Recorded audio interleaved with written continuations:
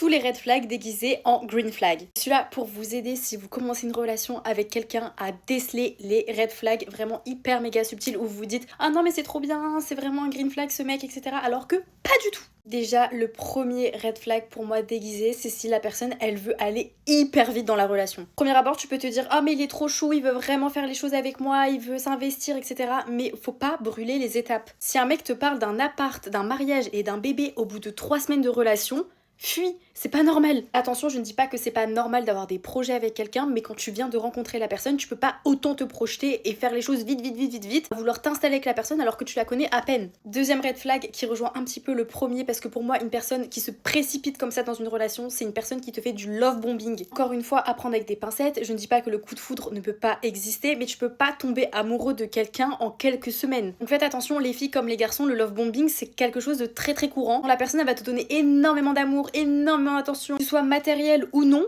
et puis du jour au lendemain, plus de nouvelles. Troisième red flag, la jalousie. Ça peut monter vraiment hyper crescendo et au début on peut se dire oh mais il est trop mignon, il est jaloux, il veut pas que je m'habille comme ça parce qu'il a peur que les hommes me regardent. Attention parce qu'après la jalousie peut vraiment devenir quelque chose de très obsessionnel. La personne peut t'interdire de porter certaines choses, de faire certaines choses et ça c'est pas du tout ça non plus. Ça je l'ai compris très tard mais c'est pas parce que la personne n'est pas jalouse qu'elle ne tient pas à toi. Quatrième red flag déguisé qui est hyper gros pour moi, c'est s'il te dit qu'il déteste toutes ses ex. Là encore une fois on peut se dire ah j'ai rien à craindre, oh le pauvre il est tombé que sur des folles. Pourquoi elles sont devenues folles? Pose-toi cette question.